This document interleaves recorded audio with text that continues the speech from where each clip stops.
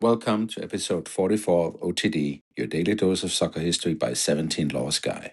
It's December 14, 1941, at the Estadio Centenario in Montevideo.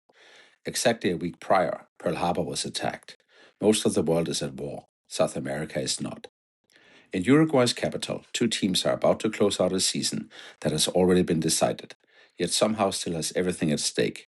On the main bill, Nacional versus Peñarol, the clásico of clásicos. On the undercard, earlier that afternoon, the reserves of Nacional versus the reserves of Peñarol. By nightfall, Nacional's reserves have won 4-0, and the first team have won 6-0. 10 goals to none, all in one day, in the same stadium, in the same rivalry. For Nacional fans, this becomes myth. El Día del 10-0. Oh, and that's 6-0? It doesn't just humiliate Peñarol. It caps a campaign in which Nacional win 20 league games out of 20.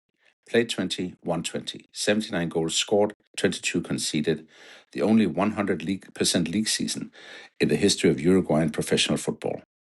In today's pod, we'll tell the story of La Máquina Blanca, Nacional's white machine, and the perfect 1941 season. Walk through that 6-0 Clásico and the wider 10-0 day. Explain how it sits inside a 32-game winning streak and a 5-in-a-row title run. Place the Nacional versus Peñarol rivalry in the 1940s and how Uruguay kept playing while the rest of the world was at war.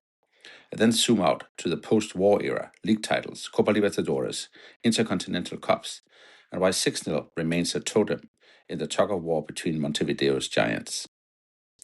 We are at the Estadio Centenario, the same concrete bowl that hosted the first World Cup final in 1930. By 1941, it's the natural stage for any big game in Uruguay, and nothing gets bigger than Nacional versus Peñarol. This rivalry is already half a century old. Their first official meeting go back to the early 1900s. By the 1940s, it's one of world football's most intense and politically loaded derbies. British railway routes on one side, this is Peñarol, and a proudly Criollo club on the other, which is Nacional, each claiming to be the true representative of Uruguayan football. Nacional come into 1941 in the middle of what will be remembered as their Quinquenio de Oro, the Golden Five. From 1939 to 1943, they win 5 league titles in a row under coach Héctor Tito Castro, a run powered by a team that will go down as La Máquina Blanca, the White Machine. In the league, they have already clinched the 1941 title several weeks earlier with a 4-0 win over Racing. This last game against Peñarol is in theory a formality. In practice, it's anything but. Nacional can still finish with 20 wins from 20. Peñarol can at least salvage some pride against the champions, and the Clásico is always its own universe, titles or no titles. The 1941 Uruguayan Championship is a double round robin with 11 clubs, 20 games each. Nacional's final record is 20 wins, 0 draws, 0 defeats, 79 goals scored, 22 conceded, 40 points, and 9 points clear of second-placed Peñarol. If you widen the lens, it gets even more absurd. From the last 10 matches of the 1940 season through all 20 of 1941 and the first 2 of 1942, Nacional reeled off 32 consecutive league victories, a record for the Uruguayan top flight. This is not a one-off streak. It's a machine, hence the nickname, La Máquina Blanca. And at the heart of that machine is a spine and attack that any club in the world would envy. If you start at the back, Aníbal Paz, a future World Cup winner with Uruguay in 1950, in goal. Raúl Pini and Eusebio Tejera give defensive steel. Schubert Gambetta, a classic combative halfback who can mark, pass, and lead. Up front, it gets almost unfair. Bibiano Sapirain, clever inside forward with a knack for timing his runs. José Pepe Porta, another prolific scorer and a big game man. Luis Ernesto Castro, winger forward with pace and finishing. And above all, Atilio Garcia, the Argentine-born center forward who will score 486 goals in 449 games for Nacional and put 34 past Peñarol alone. Between them, they don't just win games, they bully scoreboards. This is the side that a year earlier in 1940 had hammered Peñarol 5-1 with 4 hidden goals from Atilio in one Clásico alone. By the time December 14, 1941 rolls around, Nacional have already beaten Peñarol 1-0 in that year's other league meeting. The Clásico balance of power is firmly tilted towards Tricolor. Across 23 derbies from 1938 to 1943, Nacional win 18, lose 4, and draw 1. The question is whether they're great. It's how emphatically they can prove it one more time. So to the game itself. Estadio Centenario, 50 to 60,000 in the stands. A summer afternoon in Montevideo, December in the southern hemisphere, with a war on other continents and the eyes of a football-mad city on the pitch. In the prelim, as we said, National's reserves win 4-0. That already hurts, but the main course is still to come. For the first team Clásico, Nacional line up with passing goal, Pini and Tejera at the back, Gambetta in the middle, and a forward line built around Sapirén, Atilio, Porta, and Luis Ernesto Castro. Peñarol, wearing the famous black and yellow, are desperate to stop the champions' parade. But they don't. The goals go like this. 16th minute, 1-0 Sapirén on a rebound off Maspoli in Peñarol's goal. 34th minute, 2-0 Atilio Garcia, another rebound, this time off the post. 41st minute, 3-0, an own goal by Peñarol's Dario Pinheiro. Half time, but if you think Nacional would let up in the second half, you can think again. 71st minute, 4-0 Atilio Garcia with a header this time. 76th minute, 5-0. Luis Ernesto Castro with a shot from the distance went in off the post. And finally, in the 88th minute, Roberto Porta finished off with a shot into the corner. Peñarol never reply, 6-0. And by the final whistle, Nacional have sealed a perfect 20 wins out of 20 season, delivered the biggest Clásico win in the history of the rivalry, even to this day. And when you add in the 4-0 reserve game, authored a 10-0 day that will be told and retold in tricolor folklore. For National fans, December 14, 1941 becomes a date as important as any trophy lift.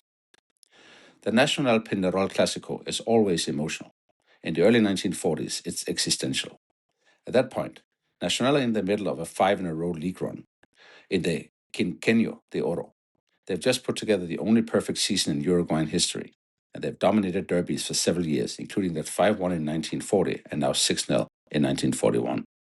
For Peñarol, the pain is doubled. The club that shares the city, their colors in the streets, and their claim to be Uruguay's biggest team isn't just winning, it's crushing them in public. But rivalries are never fixed in one era's balance. If the early 1940s belong to Nacional, later decades will tilt back and forth, and we'll get to that in a future episode. While all this is happening, the world outside South America is on fire. World War II has already caused FIFA to cancel the 1942 World Cup. Many European leagues are suspended or heavily improvised. Clubs lose players to military service. In Uruguay and much of Latin America, by contrast, domestic competitions carry on with relatively little disruption. The Uruguayan Primera División runs continuously through the war years. Just a few weeks after Nacional's perfect season ended on this day in 1941, the Estadio Centenario even hosts the 1942 South American Championship, which Uruguay win on home soil. That doesn't mean these leagues exist in a bubble. War affects economies, migration, and the flow of players. But it does mean that clubs like Nacional and Peñarol can keep building squads and identities without the interruptions seen in Europe and elsewhere. Domestic rivalries become even more central to football culture. And for Montevideo, the Clásico is the closest thing to a world event every time it's played.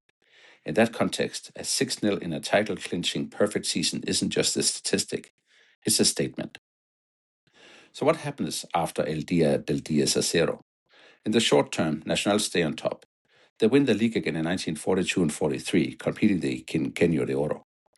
They keep taking Torneo de Honor titles too, stringing together a rare 6 in a row in that competition between 1938 and 43. Over the longer term, the rivalry rebalances. Across the decades, Nacional and Peñarol trade eras of dominance. Peñarol respond with their own famous spells, the Carbonero powerhouse of the 1950s and 60s. Nacional with strong sides of the 1970s and 80s. The league table in Uruguay becomes a kind of long-running tug-of-war between the two, with the occasional outsider. When South American club competition globalizes in the 1960s and beyond, both clubs carry the Clásico onto a wider stage. Peñarol are first out of the blocks. They win the inaugural Copa Libertadores in 1960, retain it in 61, add a third in 66, and later two more in 82 and 87. On top of that, they win the Intercontinental Cup 3 times in 61, 66, and 82, beating European champions like Benfica, Real Madrid, and Aston Villa. Nacional answer with 3 Libertadores titles of their own, 71, 80, and 88, and turned each of those into a world crown by winning the Intercontinental Cup in the same years. So if you zoom out, the picture is not of one club permanently towering over the other, but of two giants dragging each other upwards, domestically and onto the world stage. And yet, within that picture, certain days never lose their edge. For Peñarol, they are knights of Intercontinental glory, Libertadores finals in Montevideo, and great clásico wins of their own. For Nacional, December 14, 1941, is one of those eternal reference points. Perfect season sealed, fiercest rival thrashed 6-0, 32 game-winning streak in full flight, and the legend of El Dia del 10 baked into club identity. That's all for episode 44 of OTD, the day Nacional's Máquina Blanca finished a perfect season by beating Peñarol 6-0, and when the Centenario scoreboard wrote 10-0 across two clásicos in one afternoon.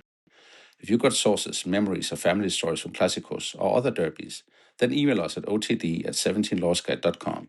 Subscribe and leave us a 5-star review so the algorithm can feed this pod to even more football history obsessives. Tomorrow, in episode 45, we fast forward to Brussels in 1995 to the announcement of the Bosman ruling, the court case that blew up the transfer system, transformed player power, and quietly reshaped modern European football. Stay tuned and see you then.